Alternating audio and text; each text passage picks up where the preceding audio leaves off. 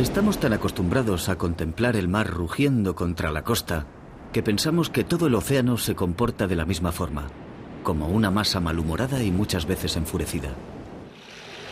Nada más lejos de eso, porque mientras la cólera del mar se desata allá arriba, a sus entrañas apenas llega un sordo murmullo. Mientras arriba el oleaje levanta rociones de espuma blanca que parecen la rabia del océano, en el interior esa furia se percibe como un lejano contratiempo que sucede en las alturas, en esa superficie que es el único punto del mar alterado por los vientos. Aquí adentro, todo eso parece distinto, lejano y desde luego poco recomendable.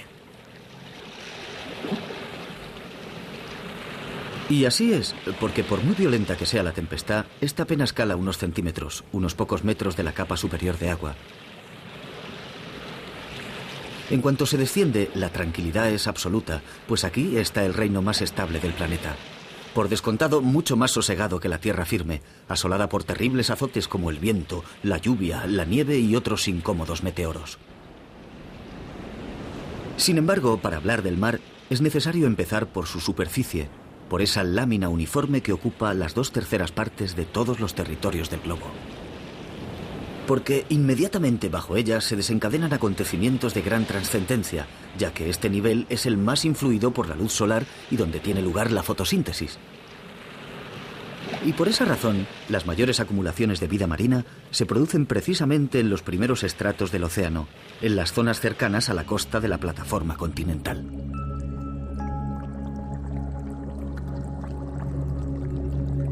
Aquí es donde existen las grandes concentraciones, el abigarrado lugar en el que el medio marino despliega una imaginación biológica desbordante, rayana en lo incomprensible, lo que con toda justicia y sin exageración alguna le hace merecer el título de océano viviente.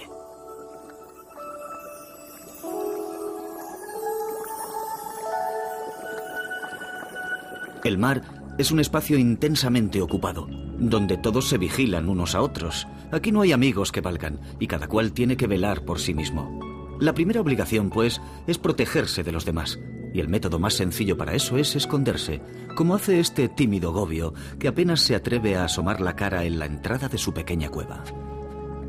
Lo mismo debe pensar este foronídeo. Hay otros que conjugan la seguridad del hogar con el ansia viajera, y para eso llevan la casa a cuestas, como hace el cangrejo ermitaño. Sin duda, hace mucho tiempo que los ermitaños inventaron el coche con caravana, esa forma de viajar de los que prefieren ahorrarse el hotel. En el mar hay muchos paisajes distintos, y cada criatura marina ha aprendido a adaptarse al específico medio que habita, a utilizarlo a su favor. La coloración de la raya, por ejemplo, le hace pasar casi desapercibida sobre el suelo arenoso.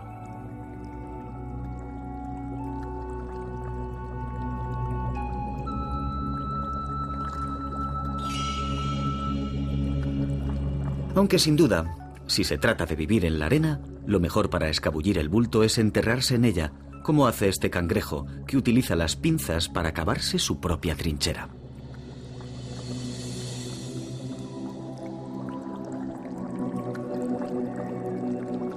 O como hace la faneca brava, que con unos cuantos movimientos del cuerpo en pocos segundos se fabrica una cama. No obstante, dejará al aire la espina, no sea que alguien tenga la mala ocurrencia de pisarle. ¿Recuerda alguien el agudo dolor de su picadura al bañarse en la playa?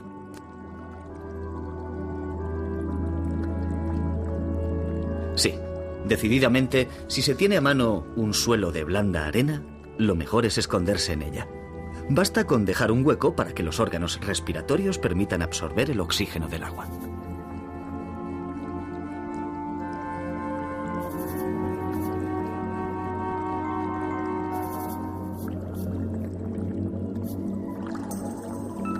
La luidia, o estrella de 7 brazos, es otro de quienes emplean el medio arenícola para desaparecer, pues tiene un cuerpo blando demasiado frágil y demasiado llamativo como para exponerlo.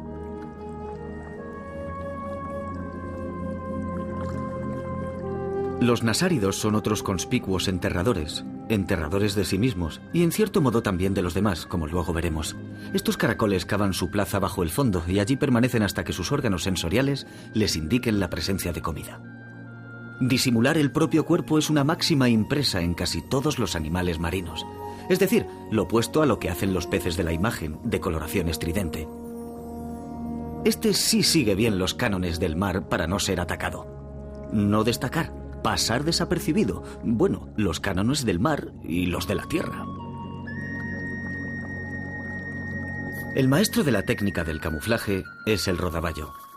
Para reposar se cubre de arena mediante unos cuantos coletazos y así se convierte en un simple parche del suelo arenoso.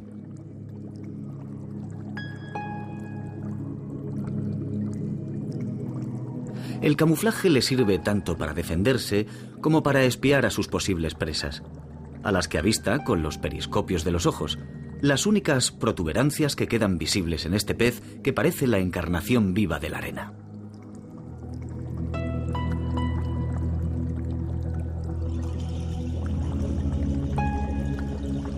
En el mar hay artistas consumados del camuflaje. El cangrejo ermitaño no solo lleva la casa encima, sino que además le gusta recubrir el tejado con algas y vegetación marina, de modo que cuando se retira a dormir es casi imposible distinguirlo del paisaje circundante. Y algo semejante puede decirse del centollo. Él ha decidido no soportar la pesada rémora de la casa a cuestas, al fin y al cabo, toda una gravosa hipoteca para desenvolverse con libertad, pero también ha resuelto el problema del camuflaje. Su caparazón rugoso le permite ir anclando en él las algas flotantes que va encontrando por el camino, así que al final el centollo es una especie de bosque ambulante que pasa desapercibido en unos fondos ricos de vegetación. A la hora de protegerse, el erizo de mar se comporta de una manera mucho más elemental. Nada de ir recogiendo algas como si fuera un camión de basura. El erizo es un gran aficionado a los sombreros y los obtiene gratis porque en el fondo del mar hay muchas conchas vacías. Basta con tomarlas y adosarlas a las espinas. ¿Y quién puede pensar que ahí dentro se esconde un erizo? Las volandeiras tienen tantas dificultades de movimiento como los erizos, pero también deben defenderse en este medio proceloso que es el océano. Y para ello han ideado un mecanismo sumamente original. Su gran enemigo es la estrella de mar, que deambula por el fondo en constante búsqueda de moluscos. Cuando los ojos primitivos de la volandeira detectan la proximidad de una estrella, contrae al máximo los músculos y entonces...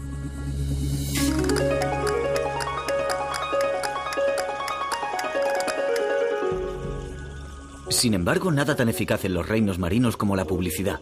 Anunciarse mediante un par de hermosas defensas ostentosamente desplegadas, sistema que emplean una gran cantidad de criaturas del mar, como las cigalas, y que se revela como un método defensivo altamente eficiente. Y si no, véanse estas imágenes de una nécora acosada nada menos que por el pez rey.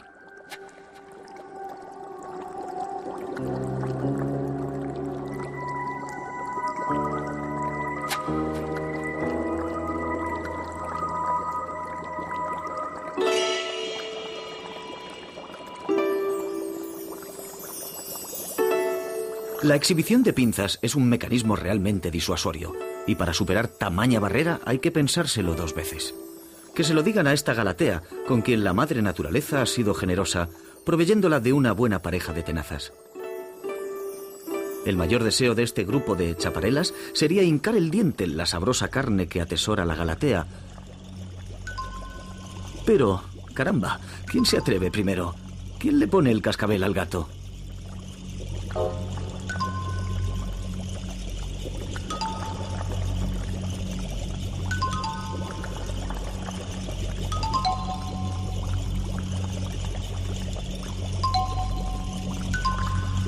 Ya está bien, parece pensar la Galatea que, aunque se siente segura, tampoco es agradable verse rodeada por un enjambre de moscones.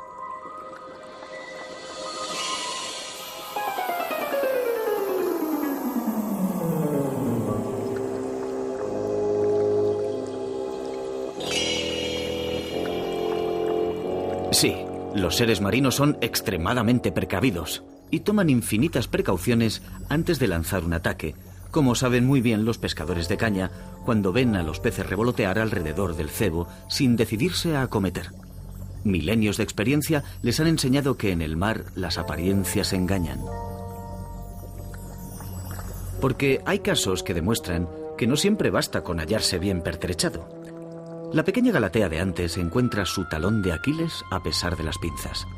Porque una cosa es enfrentarse a un bando de tímidas chaparelas y otra a vérselas con una cabra de mar, se entiende, provista de una boca a prueba de pinzas.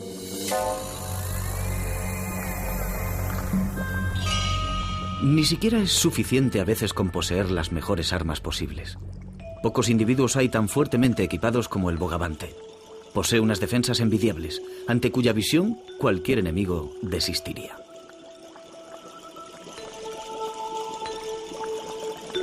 Quizás sea un exceso en la propia seguridad lo que haga al bogavante adentrarse en territorios poco conocidos. ¿Quién sería capaz de atreverse con él? Pero si hay algo que enseña el mar, es que siempre hay una especie más poderosa en la escala biológica. En este caso, el pulpo, para quien las temibles tenazas del bogavante apenas son un pequeño obstáculo interpuesto ante las carnes más exquisitas del océano.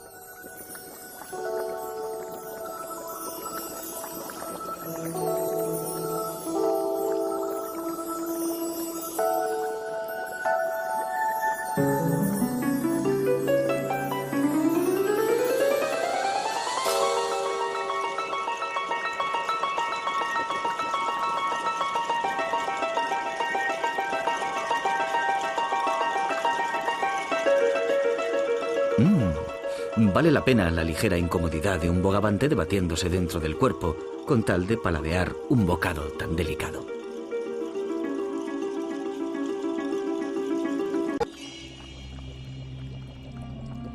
Los crustáceos tienen en común lo sabroso de su carne con el hecho de recubrirla por entero de una coraza protectora, que equivale a una armadura como la que usaban los caballeros medievales. Vestido de esta guisa, la cigarra de mar puede pasearse con pocos problemas por los fondos rocosos y azulados de las aguas mediterráneas.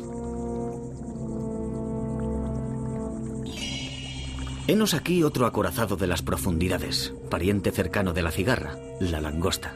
Si no fuera por su escudo, los voraces depredadores que pueblan el mar no dejarían rastro de su apetitoso abdomen en poco más de un minuto.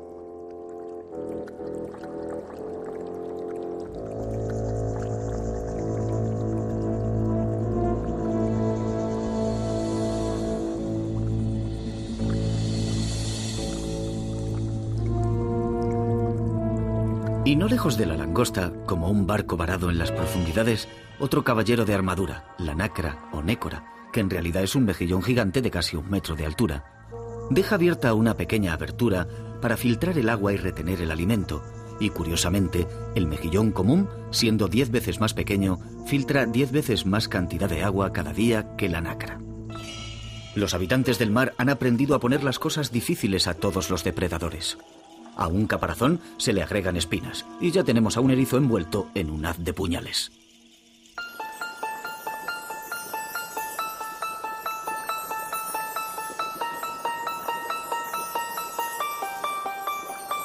Los peces pequeños utilizan un método de defensa distinto. Ellos no poseen gruesos caparazones, y por eso se juntan en grandes bandadas, porque el número hace difícil la selección de una pieza concreta y confunde y despista a los atacantes. Es el mismo sistema que utilizan muchas aves terrestres. La simple apariencia de un individuo es un eficaz instrumento contra las tentaciones depredatorias. El cabracho posee un aspecto feroz, una cara terrible y una piel hirsuta y espinosa que le sirve tanto para mimetizarse entre las rocas como para ahuyentar a posibles enemigos. De un sujeto semejante, más vale mantenerse a distancia.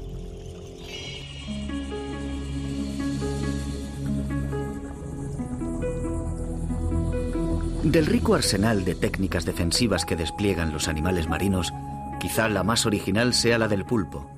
Ya le hemos visto como carnívoro feroz y poco temeroso, pero el singular pulpo posee muchas otras facetas, a cual más extraordinaria. Ahora le vamos a contemplar en otra de ellas, la de su sistema de defensa. Cuando el pulpo se siente acosado, recurre a una técnica que parece salida de un centro de espionaje altamente sofisticado. Lanza un chorro de tinta y utiliza la cortina de humo para escabullirse entre las aguas. ¿Se puede pedir más?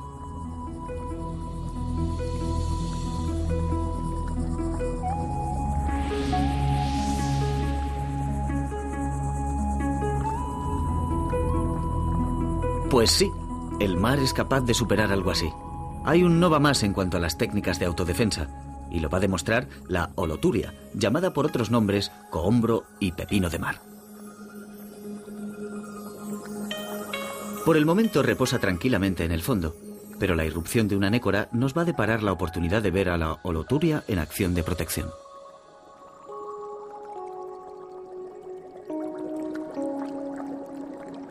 No sabemos las intenciones de la nécora, pues entre los platos de su menú no suele figurar el pepino de mar, pero el caso es que este se siente más bien incomodado por su presencia.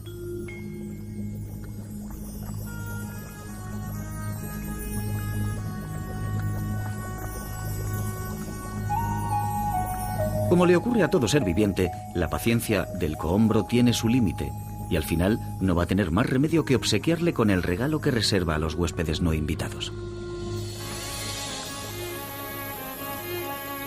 Comienza a fluir unos filamentos blancos, de condición altamente pegajosa, y para cuando la nécora los nota encima ya es tarde.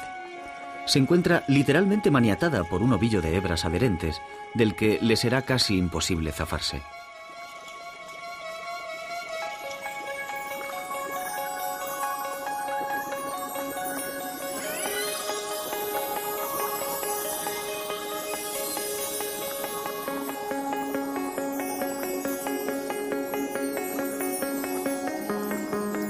Los filamentos no afectan en cambio a la irascible e insociable holoturia, que una vez que termina su trabajo, afloja la presión que le mantenía sujeta a la roca y se deja arrastrar por la corriente, abandonando tan áspero escenario y dejando a la pobre nécora envuelta en su particular pesadilla.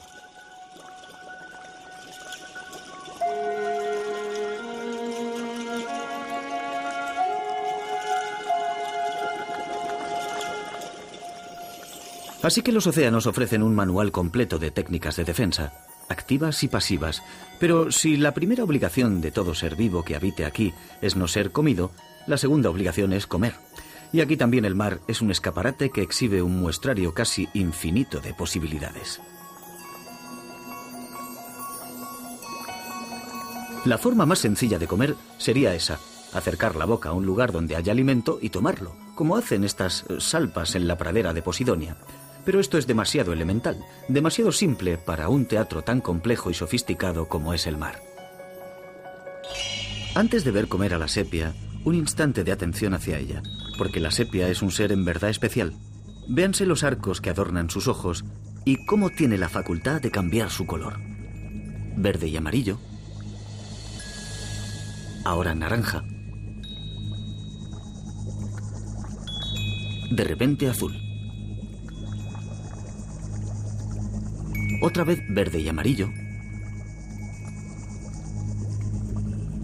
Este animal fabuloso también se limita simplemente a atrapar los animales que le salen al paso, incluso animales de una envergadura notable y provistos de respetables defensas.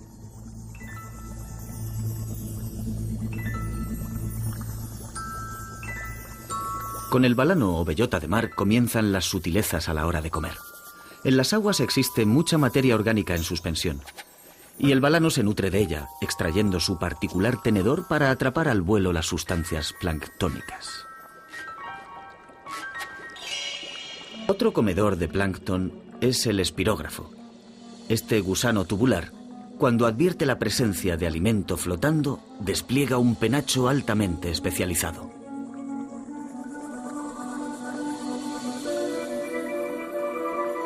El penacho, además de bello, es sumamente útil, pues haciéndolo girar captura las sustancias microscópicas suspendidas en el agua que resbalan por los brazos y, como a través de un macabro laberinto, terminan en el aparato digestivo del espirógrafo. Si el balano empleaba un tenedor para comer, este cangrejo del fondo utiliza unas pinzas. Son muy fuertes y con ellas da vueltas y vueltas al nasárido con mucha más delicadeza de la que predica su tosco aspecto. Y no cejará hasta que, por las buenas o por las malas, pueda acceder a la carne escondida. En el mar abundan los suelos arenosos, y la arena alberga mucho alimento, porque aquí se depositan todos los sedimentos que descienden a lo largo de la columna del océano.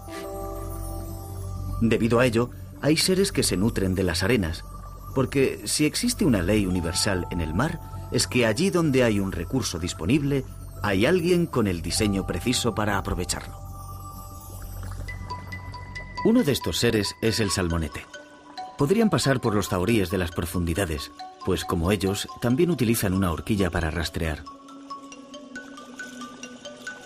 Solo que si los zahoríes buscan agua, los salmonetes, crustáceos y gusanos, revolviendo el fondo con sus barbas sensibles.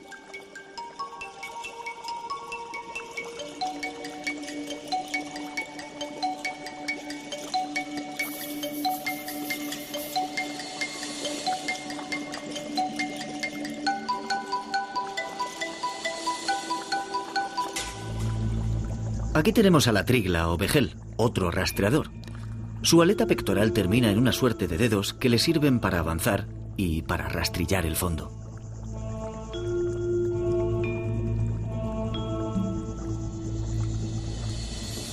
Otra manera de alimentarse es la de las nasas. Estas caracolas marinas son el equivalente de los buitres terrestres, pues se nutren de los cadáveres. Así que un cuerpo cae al fondo, ellas lo perciben, salen de debajo del suelo y se aplican a comer los restos. Y es que, tal como ocurre en los reinos emergidos, en la naturaleza submarina nada se desperdicia, pues existe toda una legión de carroñeros que se encargan de las podredumbres, evitando que el mar se convierta en una pestilente cloaca.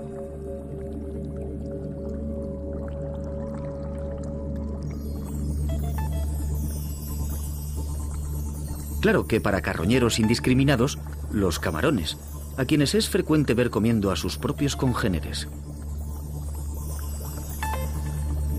Y no solo los devoran muertos, sino que rematan a los moribundos. Verdaderamente, no puede decirse que el mundo submarino sea el palacio de la sensibilidad y la delicadeza.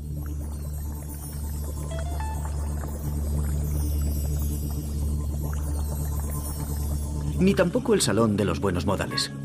Cuando a los animales no les gusta la comida, la escupen al instante y sin mayores miramientos.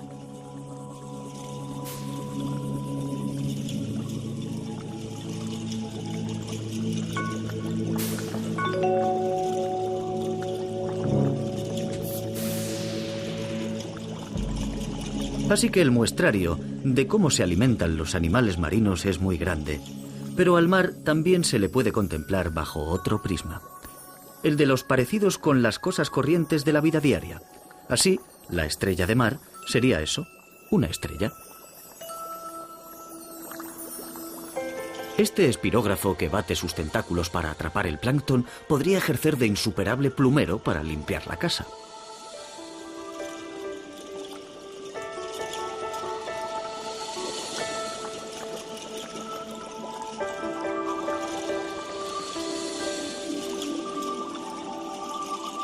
Y el rodaballo, antes que un pez adaptado al fondo plano de las arenas, parecería un platillo volante navegando en el espacio infinito. Un espacio densamente poblado, además, por meteoritos.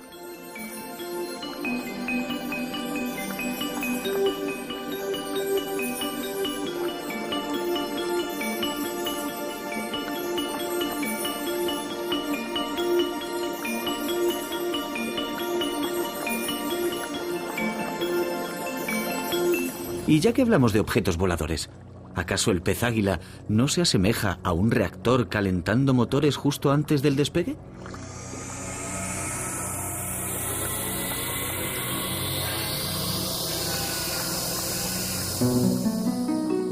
Y si ese avión presentara problemas de vuelo, el mar ofrece abundantes modelos de paracaídas, tantos como medusas.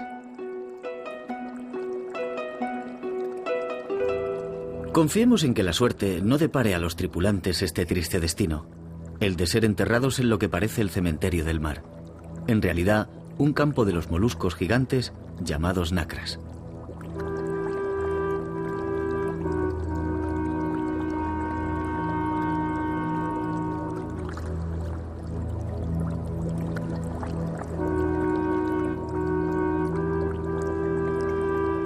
¿Acaso lo que se denomina manos de muertos sean precisamente las reliquias de estos desventurados, cuyos dedos asoman trágicamente en estos nidarios, una variedad de corales blandos? y sus espíritus floten ingrávidamente entre las aguas, porque eso, fantasmas, es lo que parecen estos animales planctónicos llamados ctenóforos.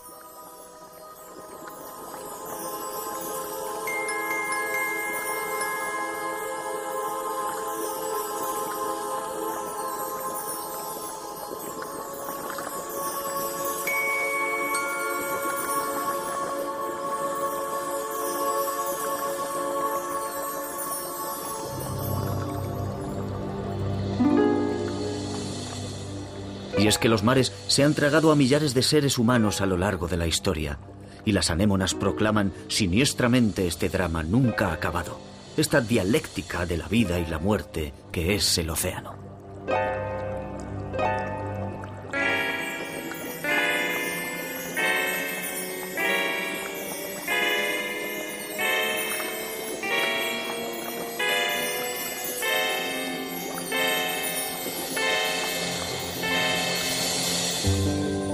Pero vayamos a visiones más alegres, como la de estas algas, que bien pudieran ser las lechugas del mar, listas para ser condimentadas y comidas.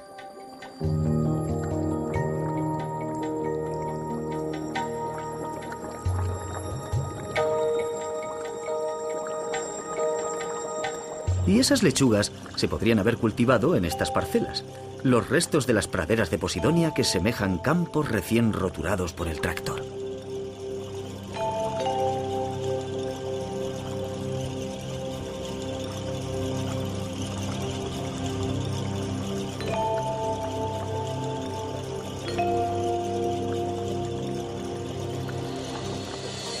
Claro que si seguimos hablando de comida, no hay más remedio que reconocer que estas anémonas, antes que temibles criaturas de tentáculos pegajosos y paralizantes, parecen un plato de espagueti servido en la mesa del océano.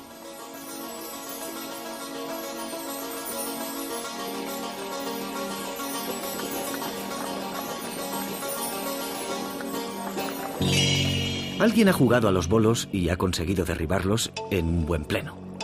Al menos eso es lo que parecen estas otras anémonas de arena, que solo dejan fuera su punta en forma de maza. Y estos espirógrafos, que se dejan mecer por la corriente sumergida, sin duda podrían ser el anuncio publicitario de un champú para mejorar la textura del cabello. ¿Podría pensarse en un cabello más sedoso que este?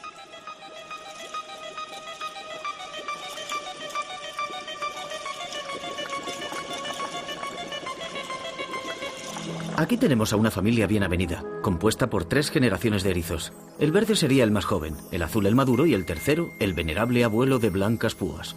Una familia todavía estrechamente unida. Bien se ve que aún no han tenido que repartirse una herencia. Del mar podrían sacarse en efecto miles de parecidos con los objetos cotidianos. Pero si lo derivamos hacia lo musical, las comparaciones se multiplican y nos encontraríamos con una verdadera orquesta del mar. Cualquiera podría adivinar que el pez trompeta debe su nombre a ese instrumento, pero más bien sería una flauta. El pulpo, que sorbe y expulsa agua una y otra vez, podría ser la tuba.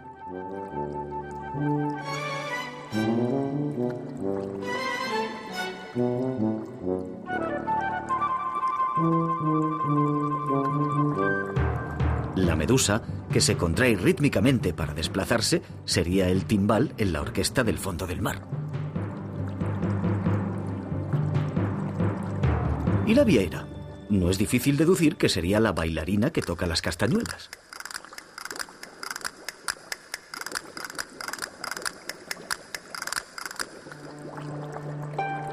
Los pies ambulacrales de la estrella de 7 puntas nos recordarían al sonido del arpa.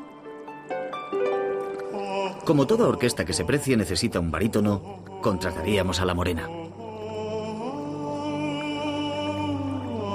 Y a este simpático y original cangrejo nadador reservaríamos la percusión, en concreto la caja china, y con él pondríamos punto y final a la singular orquesta del mar.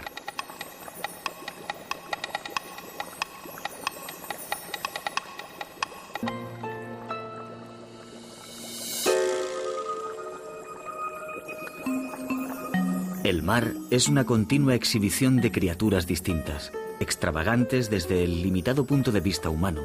¿Acaso porque la vida lleva mucho más tiempo habitando los mares y ha dado tiempo a que las formas se retuerzan, se compliquen de un modo insólito, dando lugar a toda una galería de personajes extraordinarios? Por ejemplo, la vieira, con sus varias decenas de ojos como perlas negras dispuestas a lo largo de las valvas. O la luidia, que avanza movida por un ingente número de pies ambulacrales.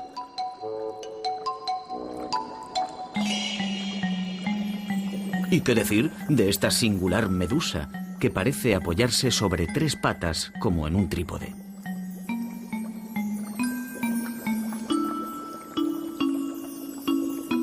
El mundo de los nudibranquios es otro eximio ejemplo de las rarezas del océano. Estas babosas de mar reciben su nombre porque, al contrario que otras especies, llevan sus branquias sin protección, desnudas. Los nudibranquios aparentan ser una presa fácil, pero su llamativa coloración advierte de que hay que tener cuidado con ellos, pues pueden ser tóxicos. Este comportamiento recuerda al de muchos vistosos y venenosos sapos del medio terrestre. Pariente del nudibranquio es la liebre de mar. Su nombre es toda una ironía, pues se trata de uno de los seres más lentos de los océanos, y solo se parece a la liebre auténtica en sus largos apéndices a modo de orejas. La liebre de mar es otra extravagancia, un vegetariano riguroso que encuentra su alimento en las algas del fondo.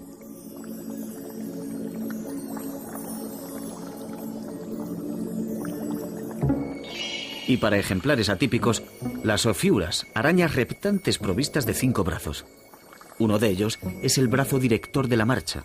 Otros 2 son ejecutores, y los 2 últimos se comportan como miembros pasivos, como si estuvieran esperando en el banquillo, pues todos los brazos intercambian sus funciones. En el mar, a veces las cosas son como parecen y a veces no. El cabracho, por ejemplo, parece hosco y terrible, y ciertamente que en este caso la cara es el espejo del alma, porque estamos en presencia de un gran depredador. Y que se lo digan sino al cangrejo, tan corto de vista como para no alcanzar a distinguir al feroz cabracho, inmóvil como si fuera una roca.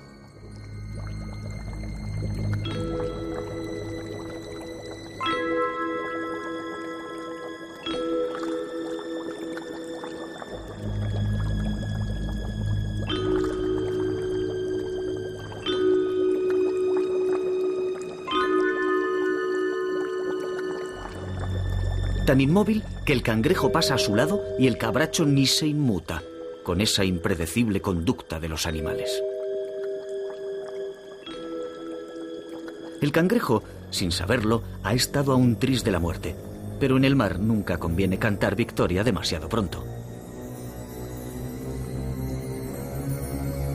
Este sí es el cabracho que conocíamos. No nos iba a dejar mal después de anunciar su ferocidad. Si en el mar unas veces las cosas son lo que parecen, otras no. La langosta, tan cuajada de aristas, púas y rugosidades, semeja a un despiadado individuo, un verdadero monstruo marino del que más vale mantenerse a distancia. Sin embargo, la realidad de la langosta es que se trata de una criatura tímida y huidiza que solo aspira a que sus muchos enemigos le dejen en paz, pues tiene una carne tan codiciada. Otra especie engañosa, otro gran hipócrita de las profundidades es la estrella de mar. Cuando se la ve decorando cualquier escenario con su forma estrellada y su brillante colorido, uno piensa hallarse ante la misma encarnación de la belleza y la beatífica bondad. Lejos de ello, la estrella es un depredador nato que sola o en colonias causa estragos entre los moluscos a los que devora abriendo las valvas e introduciendo su propio estómago. ¿Y qué decir de las anémonas marinas? Parecen hermosas e inofensivas flores del fondo del mar, pero son seres que aplican un tortuoso martirio a sus víctimas, como esta quisquilla atrapada irremediablemente en el abrazo mortal de la anémona. Vimos antes que la cigala se sentía más que segura caminando sobre los fondos. Nadie iba a ser tan tonto como para meterse con alguien tan bien lúcido de armamento.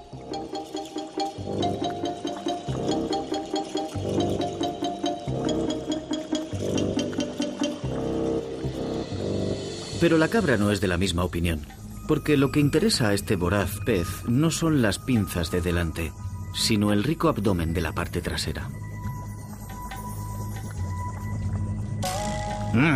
Demasiado dura. La cigala puede seguir su camino.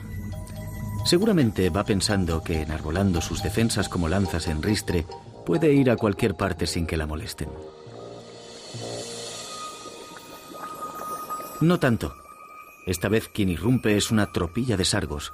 Una cigala por aquí es toda una novedad. Y quién sabe, quizá puedan saborear su famosísima carne.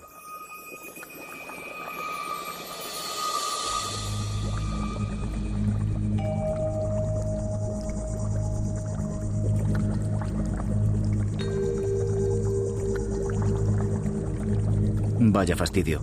Definitivamente, el mar abierto no es un lugar seguro. Más vale dejarse de aventuras expedicionarias y regresar a donde mejor puede estar cada uno, a la propia cueva. Las vicisitudes de una cigala no son nada comparadas con las de cualquier cangrejo, de los muchos que pueblan el mar, porque en cuanto uno se pone en movimiento, hay 1000 ojos atentos a sus evoluciones.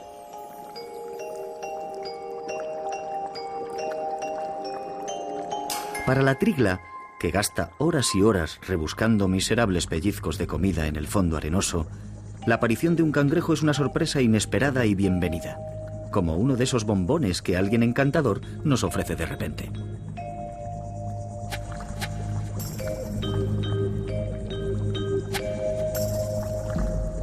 El cangrejo ha tenido suerte de no ser del gusto del exigente paladar de la trigla, pero juzga más prudente poner por el momento fin a su excursión. Más vale estar debajo de la arena que encima de ella. Cuando el peligro se esfuma, reanuda la marcha.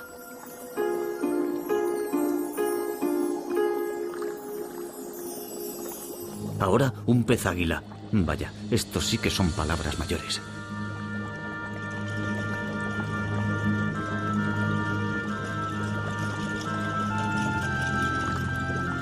Uf. Una raya. Esto es salir de una y meterse en otra peor. Con tantos sustos nuestro cangrejo ha perdido el norte y no se le ocurre otra cosa que pasar por encima de un rodaballo. Y no es el rodaballo el que le descubre, sino el pez ballesta, que no está precisamente dormido y cuyas intenciones hacia el cangrejo están bastante claras. Pero no hay situación que no pueda empeorar. Por si no tuviera suficiente con el ballesta, aquí vienen otros. Sargos, doradas y los enjambres eternamente hambrientos que pululan por el fondo del mar y que se disputan esta especie de balón de rugby en que se ha convertido el cangrejo.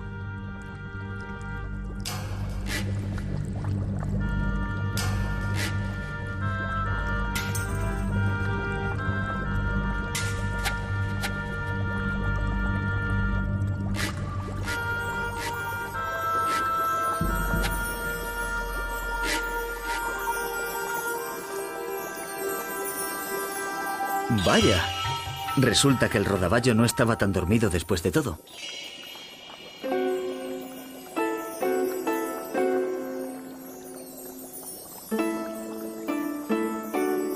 La sepia ha llegado tarde a este banquete, pero se le ha despertado el apetito de cangrejos y ha considerado que no estaría mal llevarse uno al propio estómago.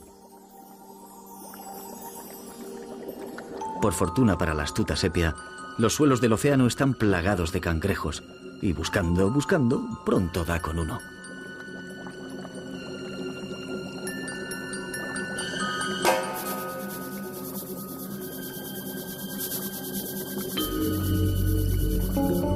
No importan el tamaño de la presa ni las agudas pinzas, porque la sepia es una verdadera máquina de cazar. Y como ocurre con los grandes depredadores, una vez que se pone en marcha no hay nada que la detenga. No debe ser muy agradable tener a un pinchudo cangrejo colgado del morro. Mas para la sepia, algo así pasa por una incomodidad menor.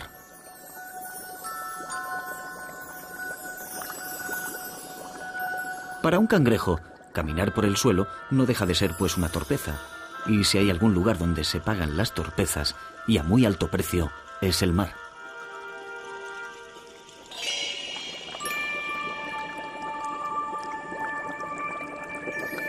La luidia también puede cometer errores. Cuando se desplaza, parece que se deslizara sobre una lámina de hielo.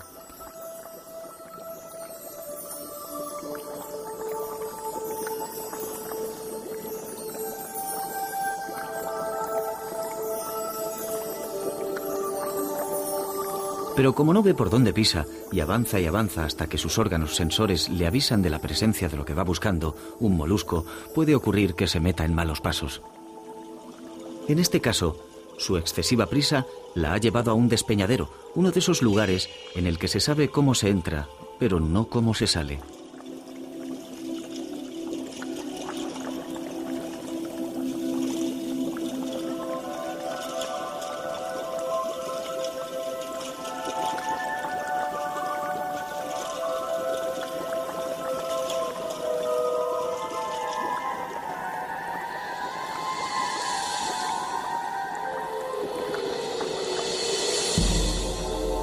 Para una luidia, caer boca abajo es una tragedia en todos los sentidos.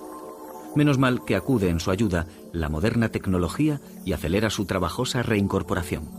Y lo que a la imprudente estrella le costó en realidad mucho tiempo de esfuerzo ímprobo, por mor de la aceleración de la imagen lo consigue en un santiamén.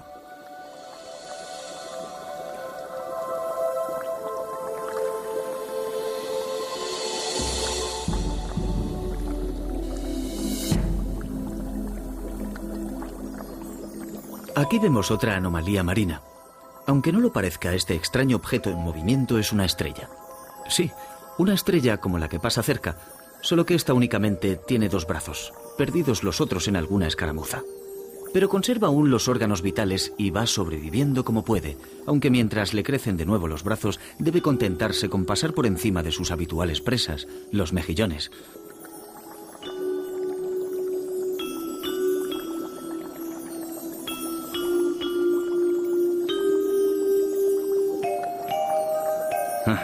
Pensará la estrella. ¿Qué tiempos aquellos en que podía abrir con toda facilidad las valvas de los mejillones?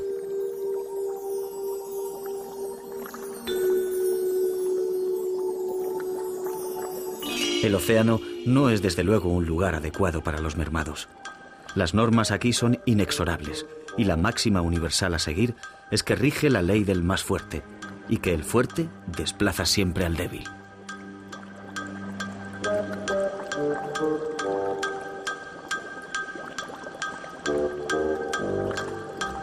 Y aquí está la prueba. El cangrejo blanco de las arenas ha sido descubierto y una legión de competidores pugnan por él.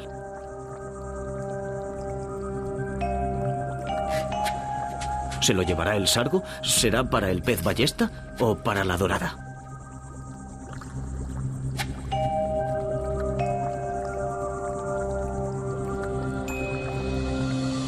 No, no será para ninguno de ellos, sino para alguien más poderoso, la raya.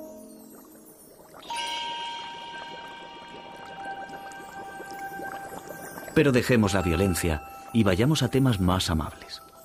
Vayamos nada menos que al argumento del amor en el fondo del mar. Porque de alguna manera ha de originarse esa superproducción de seres de los fondos oceánicos. ¿Y qué mejor introductor en estos asuntos que la sepia? Ese auténtico prodigio de los fondos marinos. Hemos visto a la sepia mudar de color, cazar, y ahora vemos al gran macho cortejando a la hembra.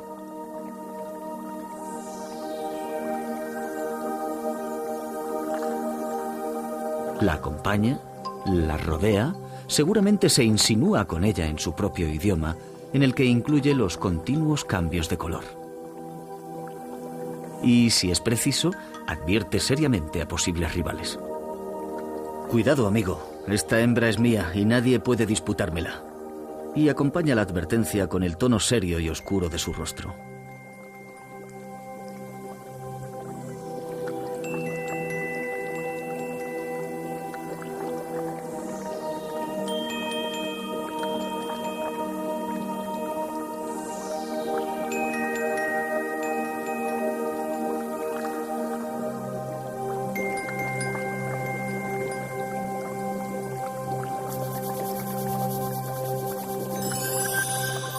Y he aquí el acoplamiento. Un estrecho abrazo de las partes frontales de la feliz pareja.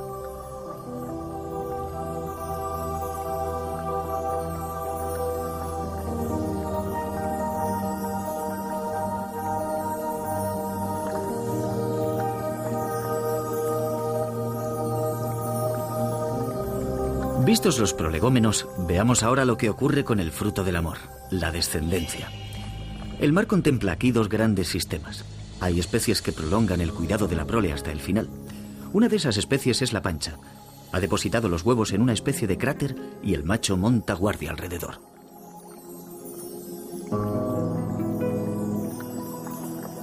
Pero los minúsculos huevos son un alimento muy apetecido por los sargos, que se vuelcan en masa sobre esa despensa gratuita.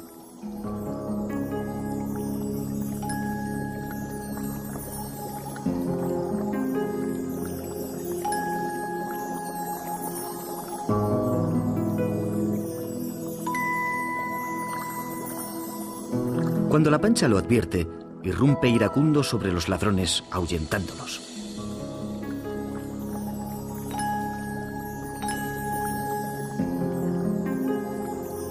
Pero los sargos vuelven a la carga y la enfurecida pancha se ve obligada a intervenir de nuevo, y así una y otra vez, en un trabajo verdaderamente agotador.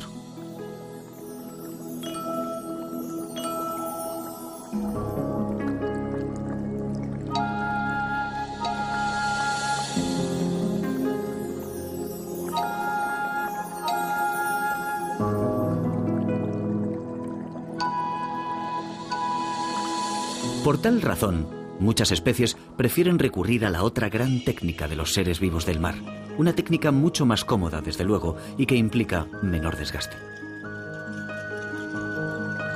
Los mejillones se limitan a abrir ligeramente las valvas y a expulsar su esperma al medio marino.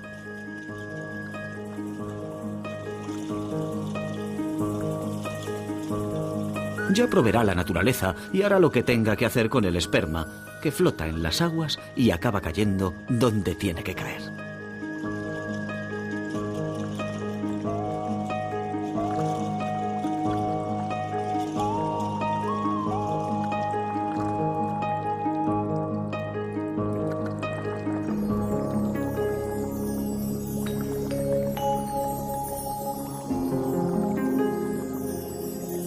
Son legiones las especies que abandonan a los suyos a su propia suerte. Y por eso el fondo del mar está lleno de huevos anclados entre la vegetación, como este huevo de pinta roja, una variedad de tiburón cuya larva ya bulle a través de la cubierta semitransparente.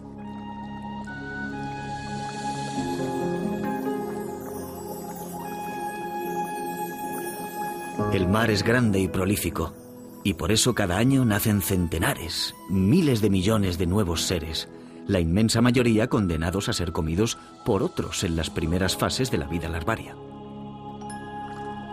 Solo uno de cada grupo de decenas de miles llegará a adulto.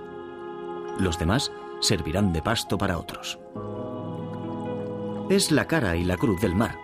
Por una parte, un mundo cruel, exigente y competitivo. Y por otra, un mundo admirable, sorprendente, con formas tan caprichosamente bellas como las de las gorgonias, esa variedad de corales que decora insuperablemente el océano. El interior de la gorgonia se halla parasitado por ciertos moluscos que por comer de la propia gorgonia adquieren su misma coloración, y no parecen sino excrescencias o apéndices de ella.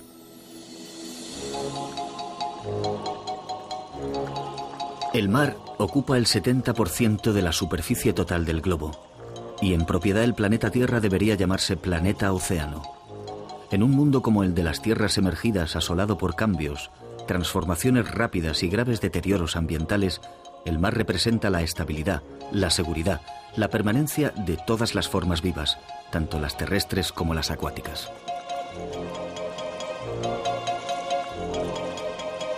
En el mar surgió un día lejano la vida, esa vida que al paso del tiempo ha dado lugar a tantas criaturas maravillosas.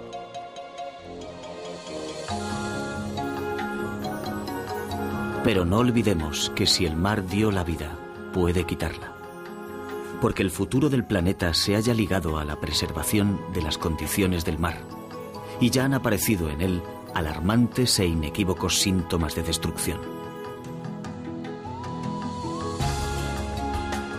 Conservemos, pues, este regazo único, porque sin él no será posible la vida.